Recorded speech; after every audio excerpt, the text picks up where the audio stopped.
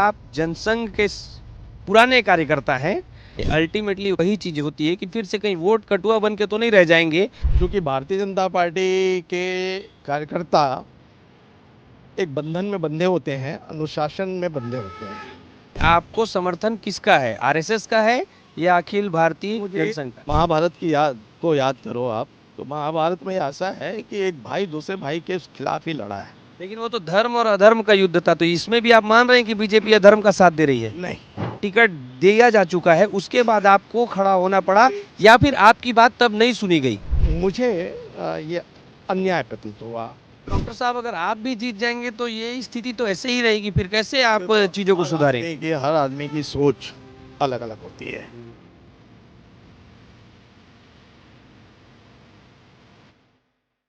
नमस्कार, मेरा नाम सौरभ तिवारी है और आप विस्तार न्यूज का चुनावी कवरेज देख रहे हैं। मैं लगातार आपको रायपुर दक्षिण के सारे चुनावी समीकरण दिखा रहा हूं और ऐसे में आज मैं आपको एक ऐसे प्रत्याशी से मिलाने जा रहा हूं जो कि ऐसे तो निर्दलीय हैं, लेकिन अखिल भारतीय जनसंघ के समर्थन को प्राप्त कर चुके हैं और रायपुर दक्षिण का चुनाव लड़ रहे हैं। वही रायपुर दक्षिण जो कि बृजमोहन अग्रवाल का गढ़ कहा जाता है, बीजेपी का गढ़ कहा जाता है। ऐसे में जब संघ किसी का समर्थन कर रहा है तो इससे क्या क्या मायने हो सकते हैं, वो सारी चीज़ों पे हम चर्चा करेंगे डॉक्टर रवि श्रीवास जी से, जो कि रायपुर दक्षिण के प्रत्याशी हैं। सर नमस्कार। नमस्कार। स्वागत है आपका चुनावी रण में भी और हमारे चैनल में भी। जी, धन्यवाद। सबसे पहले आपसे मैं यही जानना चाहूँगा कि आप जनसंघ के पुराने कार्यकर्ता हैं, ऐसे में जो कि बीजेपी का गढ़ कहा जाता है रायपुर दक्षिण, यहाँ से चुनाव लड़ने के आपका कारण क्या है?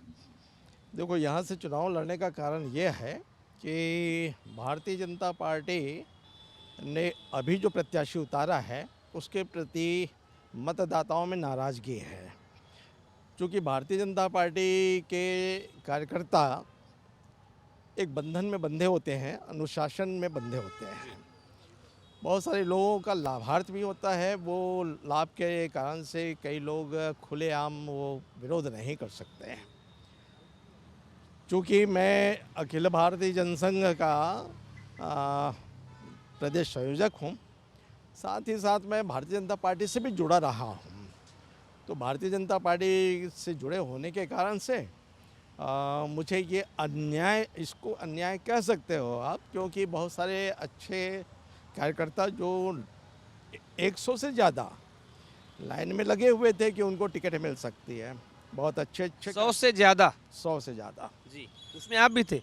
नहीं, मैं नहीं था उसमें, मैं नहीं था, मैंने टिकट नहीं मांगी थी।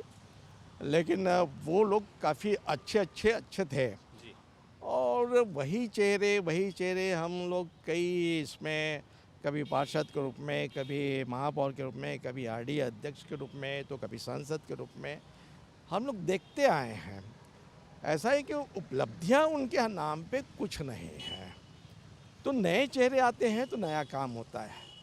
विकास के लिए परिवर्तन बहुत ज़रूरी है, इसलिए नए चेहरों को आना चाहिए था। क्योंकि नए चेहरे नहीं आ पाए हैं और वही पुराने जिसको अपन रिपीट कर रहे हैं। ये तो सिर्फ सत्ता परिवर्तन हुआ है, सांसद विधायक के लिए खड़ा हुआ और विधायक जो है वो सांसद के लिए चला गया। तो ये मुझे ये अन्याय प्रतीत हुआ उनके प्रति जो समर्पित कार्यकर्ता हैं भारतीय जनता पार्टी के। इसलिए मैं अपने अखिल भारतीय जनसंघ को एक बोला जाए कि उपयोग करते हुए मैं अभी इस चुनावी समर में मैं उतरा हुआ हूँ। तो बीजेपी बहुत अनुशासित पार्टी मानी जाती है और कहीं ना कहीं बीजेपी के ऊपर हाथ माना जाता है संघ का। ऐसे में संघ एक प्रत्याशी को समर्थन दे रही है, जैसा आप नहीं, खड़े हो रहे हैं। संघ समर्थन दे रही है कि नहीं, ये मुझे संघ की कार्य पद्धति अलग है। संघ का कार्य आपने बताया ना कि अखिल भारतीय जनसंघ। हाँ, जनसंघ, ये अखिल भारतीय जनसंघ जो है, भारतीय जनसंघ पहले पुरानी पार्टी हुआ करती थी 1951 में, जिसमें आदरणीय श्यामा प्रसाद मुखर्जी, आदरणीय दीनदयाल उपाध्याय और आदरणीय बलराज मधोक, ये लोग प्रमुख स्तंभ थे उस समय इसकी स्थापना करने में। कालांतर में 1977 में ये सारे के सारे जो हैं पूरे भारत के जितने भी पार्टीज़ हैं वो अपने अपने सिंबल्स को कुएं में डाल दिए और उस कुएं से एक सिंबल के रूप में, हल्दर किसान के रूप में, भारतीय जनता पार्टी के रूप में उन्होंने निकाला। और उसके बाद उन लोग चुनाव लड़े और उसमें मोरारजी देसाई जी प्रधानमंत्री बने। उसमें बलराज मधोक जी का उसमें कंट्रीब्यूशन नहीं रहा क्योंकि उनको लिए नहीं।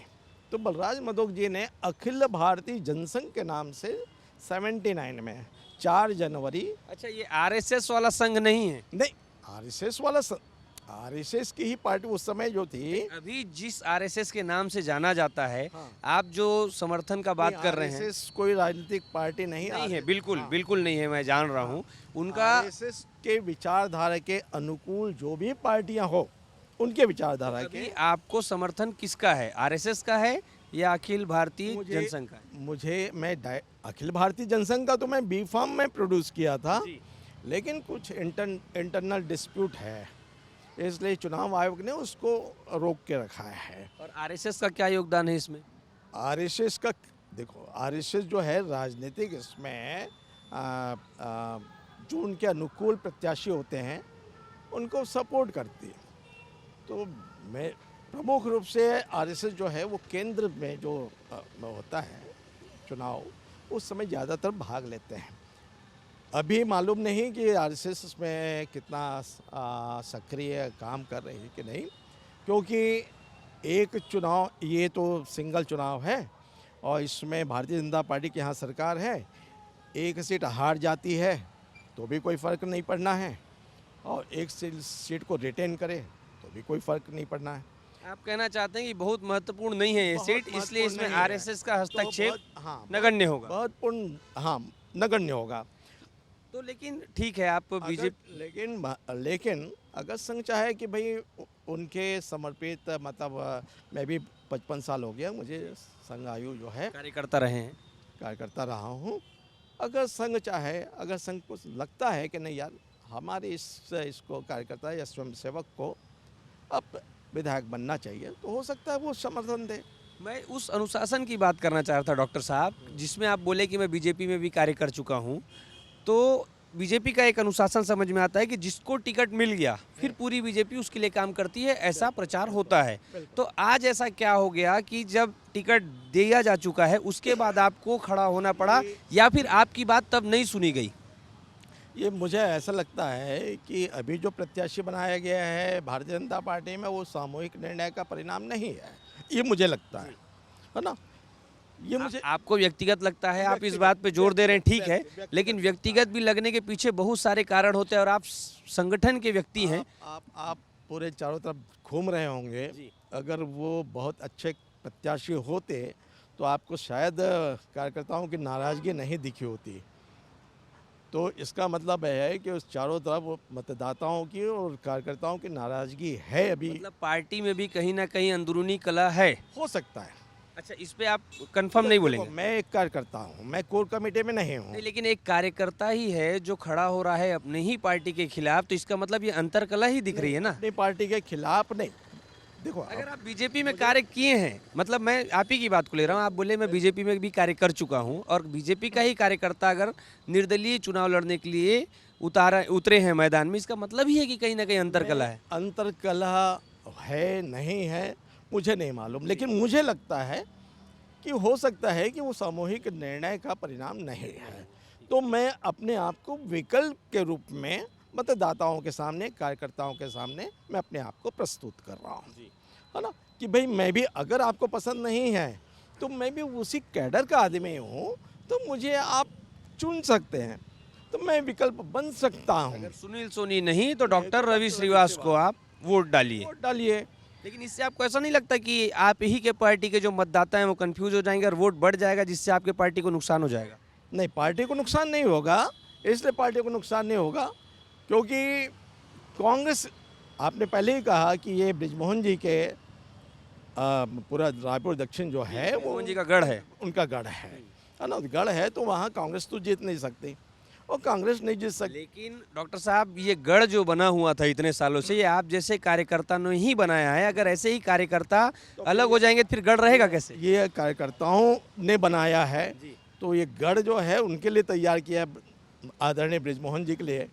है ना, वो स्वयं तो नहीं गढ़ सकते, कार्यकर्ता ही गढ़ सकते हैं। अब कार्यकर्ता ये समझ ले कि नहीं यार, हमको जो अभी वर्तमान प्रत्याशी है वो नहीं चाहिए, हम डॉक्टर रवि श्रीवास को दे सकते हैं, है ना, तो वो दे सकते हैं। हो सकता है कि 80% कार्यकर्ता हमको दे दें, 90% दे दें, ये उनकी है। आपकी तैयारी कैसी रही है अब तक की, आपको क्या लग रहा है? हमारी तैयारी बहुत अच्छी है, विकल्प के रूप में लोग चाह भी रहे हैं। परिणाम अब देखो, अंतिम वक्त में क्या होता है कि क्या कई लोगों का हाथ कांप जाता है, जो जीवन भर किसी छाप में दिए रहते हैं तो उसका हाथ कांप जाता है। मैं तो आज ये कहूँगा कि भाई कमल नहीं, हांडी छाप है, सिर्फ छाप को देखो, है ना, आप सिर्फ छाप को देखो, व्यक्ति को देखो, किसी और इसके छाप को ना देखो अभी वर्तमान में, क्योंकि ये भी ऐसा भी हो सकता है कि आप भारतीय जनता पार्टी को बचाने का प्रयास कर रहे हैं। अगर अंतर्कलह होगा भी तो अंतर्कलह को बाद में सॉल्व कर लेना, अभी बचाओ। अब अंतरकला पे खुल के नहीं बोल रहे हैं, अंतरकला होगा भी जरूर बोल दे रहे हैं, मतलब कंफर्म नहीं बोलना चाह रहे हैं। क्या है अंदर का मामला? भाई ये तो आप भली भांति जाते हैं, आप तो सारी जगह पर इंटरव्यू ले रहे हैं और मतदाताओं की भी ले रहे हैं, कार्यकर्ताओं की भी ले रहे हैं, तो आप मुझसे बेहतर जानते हैं कि मैं तो ठीक है, मैं जान रहा हूँ, मैं एक प्रत्याशी के मुंह से सुनना चाह रहा हूँ ना कि क्या बात है, अंदर क्या चल रहा है। पहले ही कहा था कि मैं पॉजिटिव बोलूँगा। जी बिल्कुल, ये पॉजिटिव ही है। अगर आप एक चुनाव रण में उतरे हुए हैं और अगर आपके विरोधी के बारे में मैं बात कर रहा हूँ तो ये आपके लिए तो पॉजिटिव ही हुआ ना। मेरा विरोधी नहीं है, वो मेरा सहपाठी रहा है, हम लोग 6वीं से साथ पढ़े हैं। दोस्त मान लूँ मैं? दोस्त कह सकते हो, है ना, लेकिन मेरे लिए वो दोस्त है, उसके लिए मैं दोस्त हूँ को नहीं, ये अलग ऐसा बात क्या हुआ कि एक दोस्त को दोस्त के खिलाफ खड़ा होना पड़ गया? जब कुछ महाभारत की याद करो आप, तो महाभारत में ऐसा है कि एक भाई दूसरे भाई के खिलाफ ही लड़ा है ना, तो कभी कभी ऐसा लड़ना पड़ता है। लेकिन वो तो धर्म और अधर्म का युद्ध था, तो इसमें भी आप मान रहे हैं कि बीजेपी अधर्म का साथ दे रही है? नहीं, ये धर्म अधर्म उस समय का था, यहाँ पर हम कह सकते हैं कि स्वार्थ और निस्वार्थ वाली भावना है। स्वार्थ किसके तरफ है और निस्वार्थ किसके तरफ? स्वार्थ और निस्वार्थ को तो आप भली भांति जानते हैं कि एक आदमी जो है वो भाई पार्टी का निर्णय अलग होता है जी, व्यक्तिगत निर्णय अलग होता है। कई बार हमको लगता है कि कभी ऐसा तो नहीं कि जिद के कारण से इसको टिकट मिली हो, और अगर इस जिद को हम सही ठहराते हैं तो हमको उस जिद को भी सही ठहराना पड़ेगा जो महात्मा गांधी ने नेहरू जी के लिए जिद करी थी। एक भी आदमी उनके पक्ष में नहीं था, लेकिन महात्मा गांधी के जिद के कारण से प्रधानमंत्री नेहरू जी बने थे, है ना, तो उसका कालांतर में क्या खामियाजा पूरे भारत को भुगतना पड़ा मान है। रहे हैं कि यहाँ पर जो भी प्रत्याशी को उतारा गया है, मतलब कि सुनील सोनी को उतारा गया है, उसमें ब्रिजमोहन जी की जिद चली है, ना कि पार्टी का भला हुआ है। हो सकता है, मुझे तो कोर कमेटी का नहीं मालूम, लेकिन कोर कमेटी में मुझे जहाँ तक ज्ञात सूत्रों से पता चला है कि एक भी आदमी उनके पक्ष में नहीं था। आप इतने अनुभवी हैं, इतने साल से जुड़े हुए हैं राजनीति में, तो अगर आपका हो सकता भी बोल रहे हैं तो उसमें भी बहुत सारे अंधे से निकले जा रहे हैं। मैंने कहा ना कि मैं सिर्फ कार्यकर्ता रहा हूँ भारतीय जनता पार्टी में, है ना, मैं पदाधिकारी नहीं बन पाया हूँ। तो आप संयोजक हैं, राष्ट्रीय संयोजक हैं, आप बता रहे थे। नहीं, मैं अखिल भारतीय जनसंघ का प्रदेश का संयोजक हूँ। जी ठीक है डॉक्टर साहब, आपका विजन क्या है दक्षिण को लेके? आप क्या सोचते हैं कि आप चुनाव मैदान में उतरे हैं तो दक्षिण आपके हिसाब से कैसा होना चाहिए? दक्षिण में अभी बहुत विकास की संभावनाएं हैं। जैसे कि दक्षिण जो है वो कनेक्ट होता है नए रायपुर से।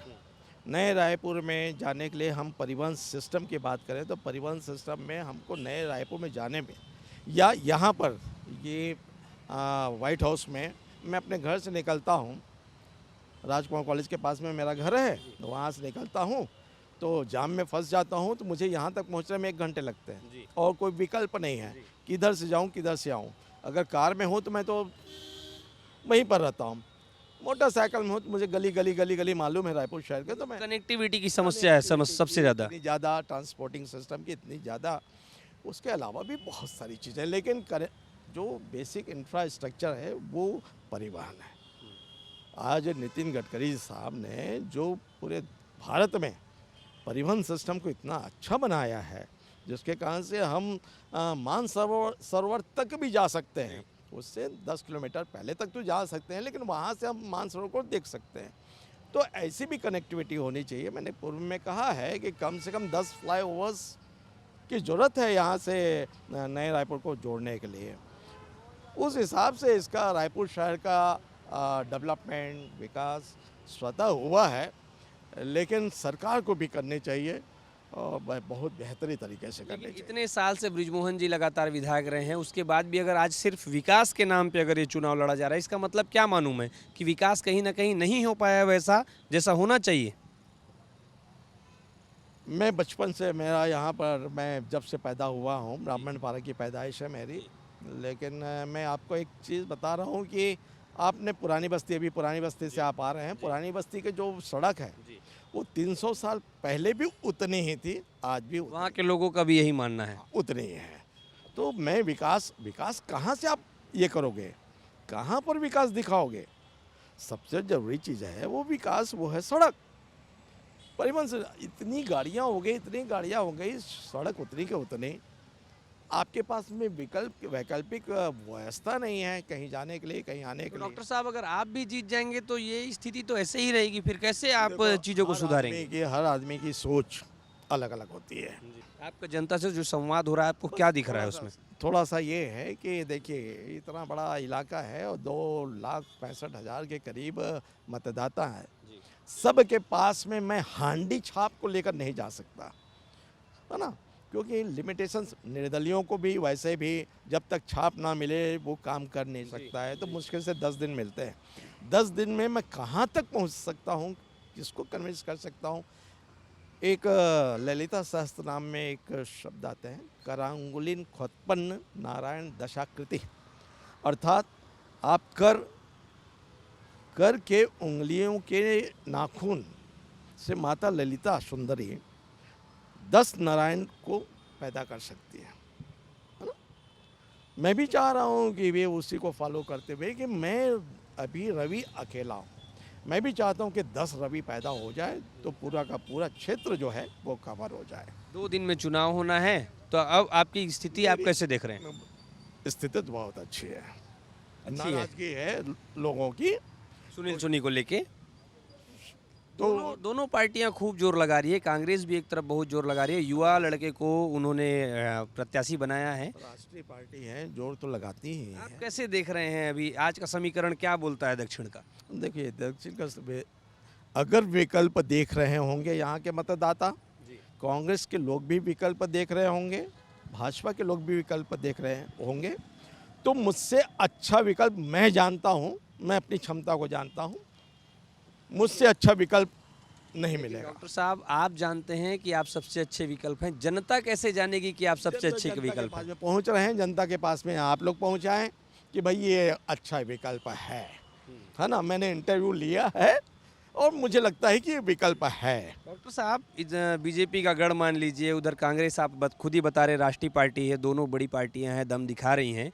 ऐसे में बहुत सारे लोगों का मानना ये भी है कि बहुत सारे जो निर्दलीय प्रत्याशी खड़े होते हैं, कहीं ना कहीं ये वोट काटने के लिए खड़े होते हैं या फिर पब्लिसिटी स्टंट करने के लिए खड़े होते हैं। और कई लोगों का ऐसा भी मानना है कि आर्थिक रूप से सबल होने के लिए या पैसे लेने के लिए भी खड़े होते हैं, ऐसे भी आरोप लगते हैं। आपका क्या सोचना है इस पर? हो सकता है, ये सारे कारण हो सकते हैं, सारे कारण हो सकते हैं, लेकिन मैं खड़ा हुआ हूँ विकल्प के रूप में। आप विकल्प के रूप में खड़े हुए हैं। अभी मैं एक भाई साहब से और बात कर रहा था, वो भी निर्दलीय प्रत्याशी है। उन्होंने कहा मेरे पास लोग आए, बृजमोहन जी के भी लोग आए, उनको बिठाने की कोशिश भी की, उनको कुछ ऑफर भी दिए, धमकाए भी। ऐसा आपके साथ भी हुआ है क्या? मेरे साथ में बिल्कुल नहीं हुआ है। कोई ऑप्शन आया हो, कोई ऑफर आया हो? कुछ नहीं, ऐसा कुछ नहीं आया। कोई ऑप्शन, कोई ऑफर नहीं आया? नहीं, आप खड़े हैं और आप लड़ने के लिए तैयार हैं। 100% ये लोग जो आरोप लगाते हैं कि पब्लिसिटी स्टंट है या पैसे के लिए कर रहे हैं, इस पे आप क्या बोलना चाहेंगे और उनके आरोप को कैसे जवाब देना चाहेंगे? ऐसे मेरे पास में भगवान करे कि मेरे को, मैं जैसी प्रवृत्ति का आदमी हूँ, भगवान करे वैसी प्रवृत्ति का आदमी बनाए रखे, है ना। मेरे पास में पैसों का ऑफर आज से 25 साल पहले बहुत आते थे, ठीक, कि वो संसद को बोल दीजिए, उस मिनिस्टर को बोल दीजिए ये आपके लिए पैसे।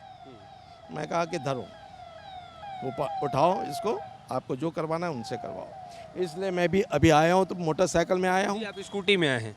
मोटरसाइकिल, अच्छा अभी स्कूटी में, मेरी मोटरसाइकिल उधर पड़ी हुई है। जी। वो मोटरसाइकिल मैंने 24 साल पहले खरीदी थी, आज भी उसी में चलता हूँ, है ना। तो पैसों से खरीदना हर आदमी के बस की बात नहीं है। डॉक्टर साहब, चुनाव कैसे लड़ रहे हैं आप? पॉम्पलेट का खर्चा होता है, डोर टू डोर कैंपेनिंग होती है, कैसे हो रही है? लोग जब चुनाव लड़ते हैं, है ना, तो प्रत्याशी को सपोर्ट करते हैं। मैं नहीं लड़ रहा हूँ, लोग लड़ रहे हैं, समझ रहे हो ना। मैंने उसमें अपने पॉम्पलेट में छपाया है कि 1 रुपये दो और 1 वोट दो, और भगवान की दया से मुझे पैसे भी मिल रहे हैं। अब वोट दे देंगे कि नहीं कितने देंगे, पैसे मिल चुके हैं अब तक? छोड़िए आप। अच्छा, वो नहीं बताएं। नहीं, मैं ये वो- तो एकदम खुला किताब है, आप खुले किताब की तरह सब कुछ बता रहे हैं, इसलिए मैं सोचा वो भी पता चल जाए। नहीं, हो मुझे नहीं मालूम, हो सकता लेकिन है मैं कि- वो बैंक स्टेटमेंट्स देखूंगा। हो सकता है कि 2,65,000 यहाँ पे मतदाता हैं और अब तक 2,65,000 मिल जाए। यही मैं पूछना चाह रहा था कि अगर आप ऐसा चेक नहीं किए हो होता तो। है, ऐसा नहीं होता है। 1 रुपये, कई लोगों की ये रहती है कि 1 रुपये ना दे के वो 5 रुपये दे दे, 50 रुपये दे दे, कोई 50,000 भी दे दे, 5,000 दे दे, 11,000 भी दे दे, कोई 50,000 और 1,00,000 भी दे दे। 50,000 भी दे दे, 1 लाख भी दे दे। तो ये लोग देते हैं पैसे, इसका मतलब ये है कि उन लोग भी चाहते हैं कि परिवर्तन होना चाहिए। तो परिवर्तन दिख रहा है इस बार दक्षिण में? ये आप बताएंगे। मैं कैसे बता सकता हूँ? अरे आप लोग तो सब मैं जगह तो जाते मैं हैं, तो आप लोग पूछने आया हूँ, मैं आपका नजरिया जानना चाहता हूँ, आपको क्या लग रहा है? 100% परिवर्तन करना चाहिए, जी, करना चाहिए। हो रहा है ऐसा नहीं, उनको करना चाहिए, मतदाताओं को करना वो तो चाहिए। बिल्कुल सही है कि परिवर्तन उनको करना चाहिए। आपके नज़र से क्या दिख रहा है अभी चुनाव का समीकरण? देखो भैया, जो रेस में दौड़ते हैं ना, सबको लगता है कि मैं फर्स्ट मैं जीत आऊंगा, रहा हूँ। जी, है ना। वस्तुस्थिति ये होती है कि एक ही आदमी जीतता है। तो यहाँ पर बहुत सारे खेल होते हैं। ये तो मेरा पहला चुनाव है और चुनाव का अनुभव है, और मैं ये कहता हूँ कि सभी आदमियों को चुनाव एक बार लड़ना चाहिए, आपको सारी चीज़ें पता चल जाती हैं, ठीक है। राजनीति के इस वाले दौड़ में, दक्षिण के इस बाई इलेक्शन के दौड़ में आपको लग रहा है कि डॉक्टर रवि श्रीवास अव्वल आने वाले हैं? हो सकता है, अगर पर लोग मतदाता समझ लें कि इनको बनाना चाहिए तो हो सकता है। मैं तो देखो, स्लम एरिया, श्रमिक एरिया, बहुत सारे झोपड़पट्टी, इसमें मैं तो नहीं पहुंचा हूं, और वहां का समीकरण भी अलग होता है। मैं कोशिश कर रहा हूं कि जितने भी इंटेलेक्चुअल्स हैं, पढ़े लिखे लोग हैं, वो समझे, वो घर से बाहर निकलें। अभी तक आपने देखा होगा कि रायपुर दक्षिण में कुछ चुनावों से 55%, 57%, 58% होते हैं चुनाव? ये होते हैं। इसका मतलब ये है कि 40% लोग मतदान करने के लिए नहीं जाते हैं। मेरा निवेदन उन लोगों से है जो मतदान करने नहीं जाते हैं, अगर वो करें तो शायद राजनीति बुरी नहीं है। मेरा दोस्त कहता राजनीति बुरी नहीं है, राजनीति में अच्छे लोगों को आना चाहिए। डॉक्टर साहब, आप खुद बता रहे हैं कि इतने कम समय में आप लोगों तक नहीं पहुंच पा रहे हैं, इतना कैंपेन आप नहीं कर सकते। अल्टीमेटली वही चीज़ होती है कि फिर से कहीं वोट कटुआ बन के तो नहीं रह जाएंगे, और फिर से वही बदनामी तो नहीं झेलनी पड़ेगी कि इसीलिए खड़े हुए थे। वोट कटवा नहीं है, ऐसा भी बोल सकते हो कि वोट कटवा, अब वो ऐसा तो हो नहीं सकता, लेकिन क्या है, कैंपेनिंग बहुत ज़्यादा होता है। वो कटवा कौन होगा? मैं तो मतदाताओं से अपील कर रहा हूँ, पढ़े लिखे लोगों से अपील कर रहा हूँ। 1 लाख मतदाता पढ़े लिखे होंगे और उनमें से 70-80 हज़ार निकल गए परिवर्तन के लिए, तो हो सकता है कि उनका वोट मुझे मिले। मैं आपको अग्रिम शुभकामनाएं देता हूं कि जैसा आप चाह रहे हैं वैसा ही हो और आपका कैंपेन सफल हो। बहुत बहुत धन्यवाद हमसे बात करने के लिए। धन्यवाद। तो ये थे निर्दलीय प्रत्याशी डॉक्टर रवि श्रीवास, जिन्हें पूरा भरोसा है कि लोग परिवर्तन चाहते हैं और ये परिवर्तन इनके पक्ष में आए। ये मैं इसलिए दिखा रहा था ताकि आप सभी को पता चले कि दक्षिण का समीकरण कैसा है, कैसे कैसे प्रत्याशी उतरे हैं और उनकी सोच क्या है दक्षिण को लेके, और कैसा अभी का माहौल चल रहा है। ऐसे सारे अपडेट मैं आप तक पहुंचाता रहूँगा, हमारे साथ बने रहिएगा। धन्यवाद।